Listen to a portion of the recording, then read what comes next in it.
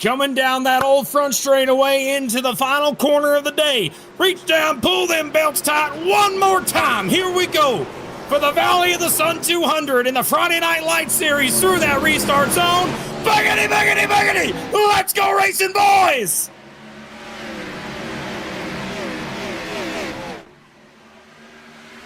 Oh, look at him fan out there on the first lap all over the track. Yeah, everybody hand off through the dog leg through 1 and 2, trying to get some moves done on one another, but a fantastic start for Benefiel after a 5-win campaign in 2025, looking to maybe have a better run here in 26. 83 of Adam Benefiel went ahead and crossed that line. He has one more lap to go on the stage. He is going through turns 1 and 2 right now, heading onto the old front straightaway. He has one lap car right ahead and no pressure from behind, but looking as he comes through the final couple corners, for the stage win, he's going to go through the final corner and he will win stage number 1 here from Phoenix. We'll run through your top 10 at the end of the first 45 laps of this Valley of the Sun 200 here in the Friday Night Lights Series. We're going to get back underway, and I'm sure that might not be a problem. We'll find out how it goes. This restart's going to be important. It's all about trying to get the lead and getting that clean air. Clean air helps a lot here at Phoenix. Through that restart zone, we are back underway. There goes Adam Benefiel diving onto it. Look at them spread out as they head through this section. They like to go all over the place here into turn number 1. Oh, Jackson. Oh, baby. I thought it was going to end in tears there with McWhorter and Rainier as they're side by side off through the turn. And now look at the pack right behind them. Really getting stacked up. Some drivers scraping the fence further behind. And here comes Alex Murray looking to fight back on the outside of the 5. And, you know, I will say, unrelated to literally anything that has been discussed so far, the sun is dipping down. You said it a few moments ago, Kirk. I don't think that's a matter of anything major. We are in the desert, so I think the skinwalkers are stealing the sun. Did you just reference a skinwalker? We are in Phoenix. What else goes on in Phoenix? It's skinwalkers walking around cacti. Okay, I've heard it. I've heard it all today. The 83 car has been glued to his line, has not slipped up once. He crosses the stripe, 1 lap to go in stage 2 of the Valley of the Sun 200. Adam Benefiel, again, leading this thing by almost 4 seconds over Joseph McWhorter. But as he comes to the final couple corners, Adam Benefiel will cross the line and he will win a doubleheader, stage 2 and stage 1 winner, Adam Benefiel. Here is your top 10 at the end of stage number 2. Adam Benefiel gets it over Joseph McWhorter in P2. Bryce Rainier right behind in 3rd. On my, we're about to go back green. Let's just focus on that. We're going back green. Here we go. Back underway.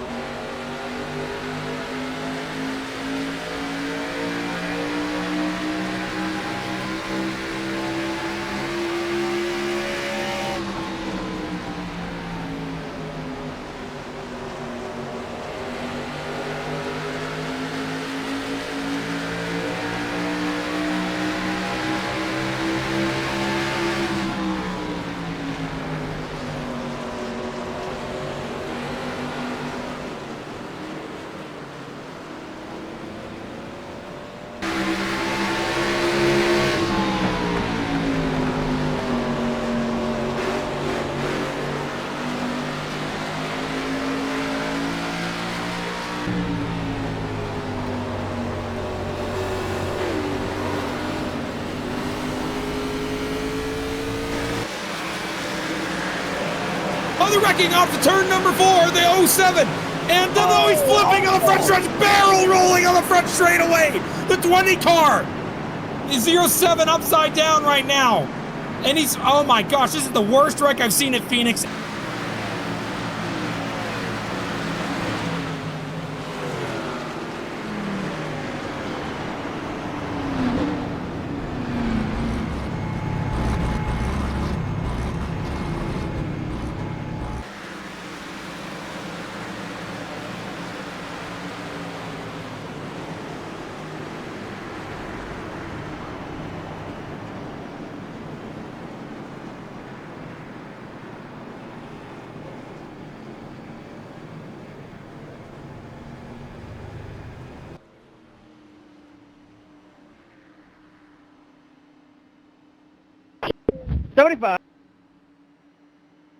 Come on, man. You got to know what that brake pedal is.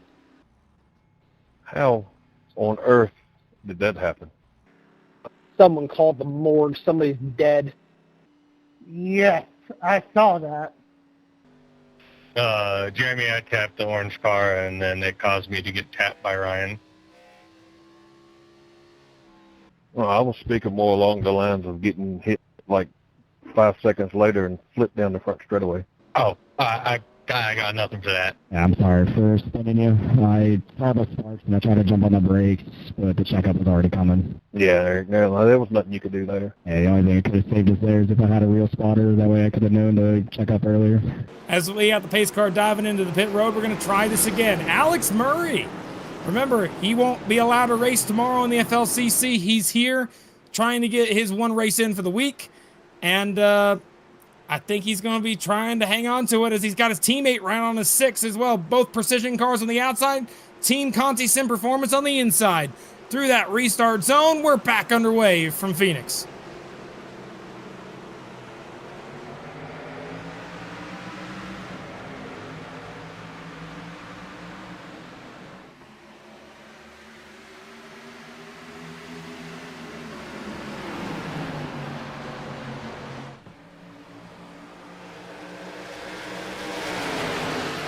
Looking at these races, already getting a little bit skittish. Look at that 54 of Murray with a huge sideways wiggle out of 2. Yeah, a lot of cars are getting loose right now. They got older tires than they'd have on any other restart. Nobody came down pit road that last time, I don't believe. And these guys stayed out on slightly older tires, so it's a little different on a restart field than you'd normally have with fresh Goodyear sticker tires. So that's important to remember. As they're 3 wide getting squeezed. Look out up there. They hang on to it. Nobody gets wrecked there. That was the 21 of oh my gosh, hang on a second. Let me make sure I get there. Eric Wineland, Von Henschel was there, and also the 71 of Hunter Truel. All in a little 3 wide hole right there, and it looks like it might happen again if these guys aren't careful. Just like that, 3 wide again, these 3. Yeah, this time they stayed 3 wide. And itchy and scratchy, everybody duking it out here in this fight. I don't have a good feeling about this. One driver's gonna have to back out of it, and Eric Wineland smartly saying, "Nope, I'm all right. I'm no thanks." Still looking at the battling though, as Wineland gonna fight back once more. This time on Hunter Truel, Von Henschel was able to get that spot. Well, we got a driver that was just involved in an accident that I'd like to bring in here. We'll see if we can't bring him in. Jeremy B. Brown, this is Kirk Mills in the booth. You got a copy? Yes, sir. How are you doing? Man, doing okay, Jeremy. It's good to hear from you. I'm sorry to see you out of the race so early. Tell me, what was it like being in that car as it flipped wildly down the front straightaway? I'm gonna tell you what, I was scared to death. I didn't know what was gonna happen next. I thought I was going to meet Jesus, but you know we made it over there all right. And now I get to sit in the motor coach a lot and drink all these boys' beer while they're out there racing. So when they come back, they ain't got nothing to do. All right, 10-4, Jeremy. It's good to hear from you. I'm sorry to hear you got wrecked there. Hopefully we'll see you next week. And anybody you want to shout out before I let you go? Oh yeah, all the guys at Elite Motorsports, they do a great job preparing the car and Elite Designs on making it look nice. I'm not really sure why it's showing me in the 46. I looked everywhere. I got the 07 on my end, so it's just a trading pains there. Don't worry about it, Jeremy. Well, I was getting ready to throw Howie under the bus because I was going to say if anybody could have messed it up. It could have been Howie, but no, I'm just Oh, kidding, come Howie. I on. love you, buddy. I need to stop saying such things on the air. No, you're Oh! good, man. Keeping it green. Keep it green. No caution. Keeping it green. A lot of contact for a lot of cars up front, though. That's going to be a really big deal for the majority of the top 5. Clue on. Yes. Let's take a look at this here, Kirk. This was ugly. You know, I don't know exactly who to pin that on. 88 a Wiles got heavy front end damage from that. I don't like seeing that. I mean, I really wish that there was a better way to find out there, but it's not much we could really see differently. But that 14 car moves up to 3rd with that move, so technically it works out for him, just not for others. We had another accident. Charles Eaton went back on the racetrack, still had problems, had to cut down to the inside of the racetrack. I think that 75 car is just way too out of hand right now. He's very loose. Trying to hang on to it, went wide. Yeah, take a look right here. Watch what happens, I think. You might see something. Lifting, look out. Dave Hoytsma. Yeah, that 75 is just having a really rough day today. And Kirk, as Brandon Hastings in the 81 car has now made that call to come into the pits. Yep, pit stop starting already. When they start pitting up front, we're going to start looking at their stint, and then we'll add 16 to it. And hopefully that'll tell us what lap these guys can make it to. And remember, this is hardcore saving. This is different than what the leaders are doing right now. Leaders are pushing kind of hard. There we go. McWhorter comes down. That's going to be 72 laps for McWhorter. 72 laps. Keep that in mind. We're going to keep doing some math in the back end. But Ron, keep calling as we got more cars coming down pit road. We got Hunter Trull coming into the pits as well. Ryan Von Henschel into the pits as well. So this is the most substantial trickle of green flag pit stops that we have seen at all here tonight. Fascinating to see it coming down now, but so a lot of questions left to be unanswered.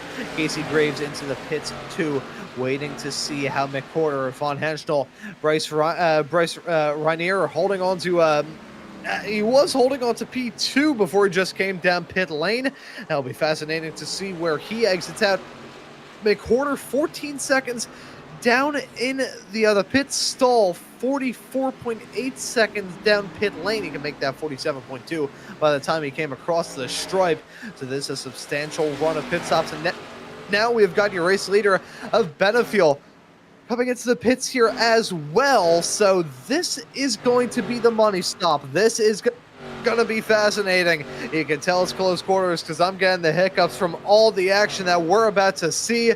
Benefiel now in his pit stall. He's joined in the pits in this run by Blake Kluot and Daniel Wiles.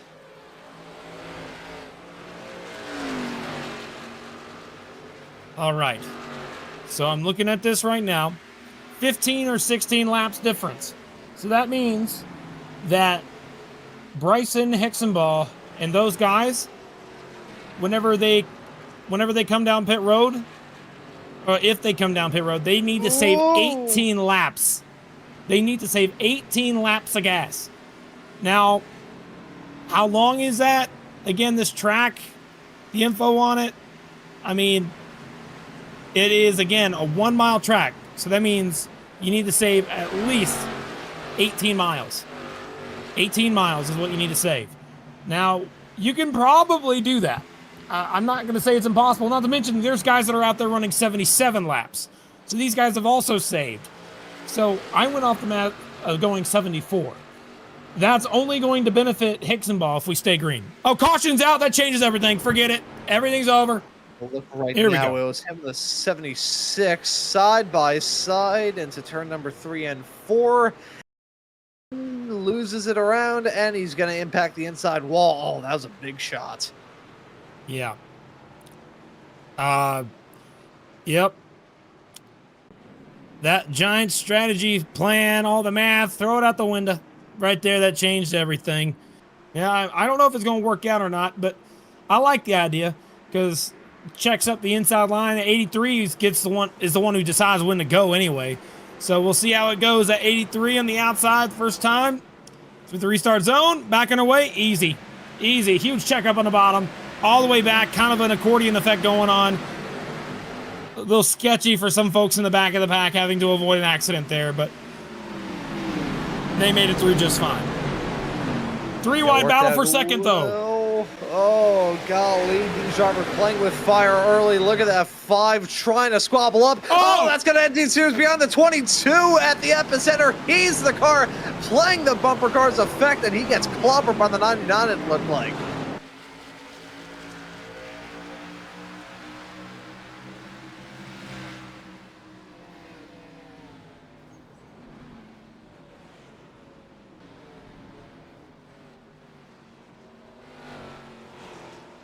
Be a fantastic result for him.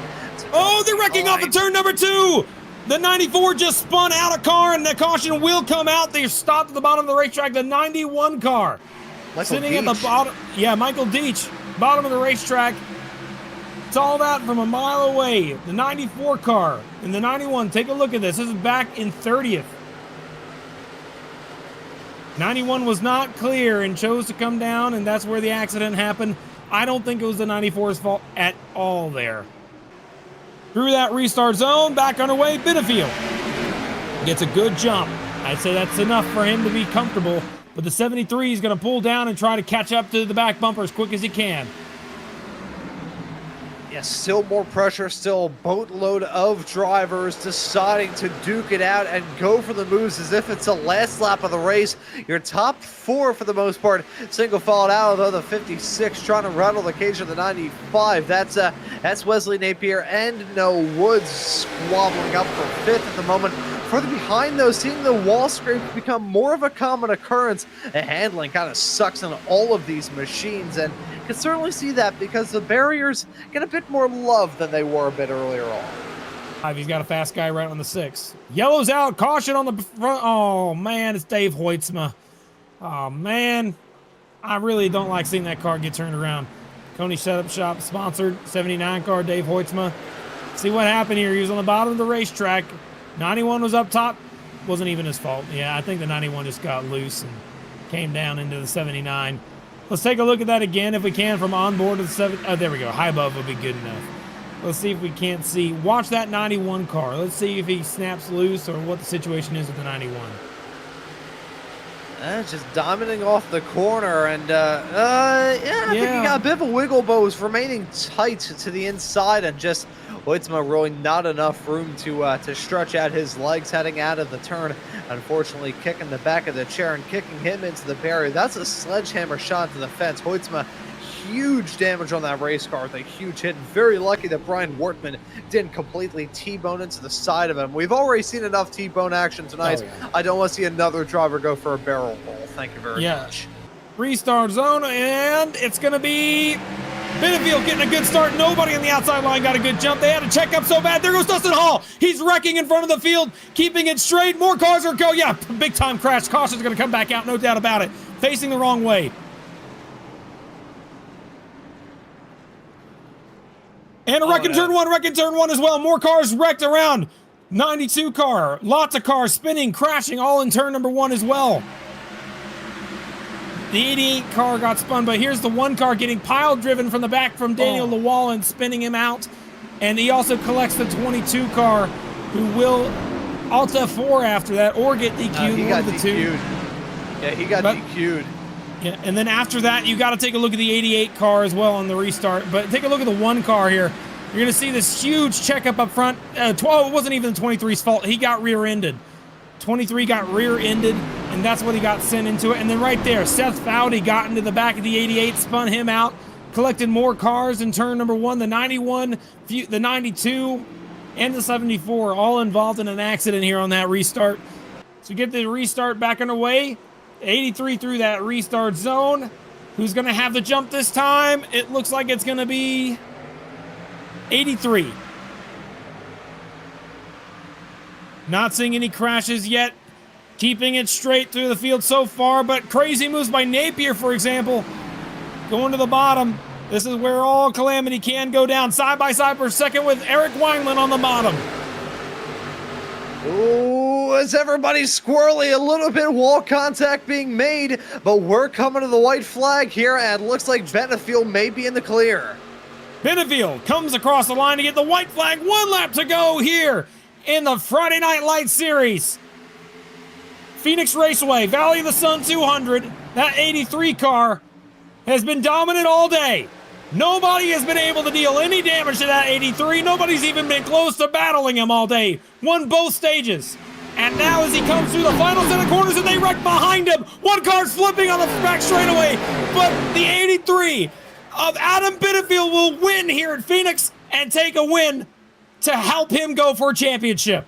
But to keep an eye out for, as well as the 01, Casey Graves had a pretty wild ride in this as well. There you can see he was the one that gave the punt off to Blake Kluon. Oh my goodness me, I thought he completely flipped it over the inside pit wall. I don't think he did, but he certainly got close to it. That car had probably about 3 feet of air underneath the back of it, maybe even more. That was an absolutely wild ride for all of them. Well, that'll just about do it for us here live on Marconi Entertainment. I'm Kirk Mills alongside Ron Muntz, and of course our producer tonight, Howie Burrows. We want to thank you guys so much for tuning in, and we'll see y'all next time. Bye-bye.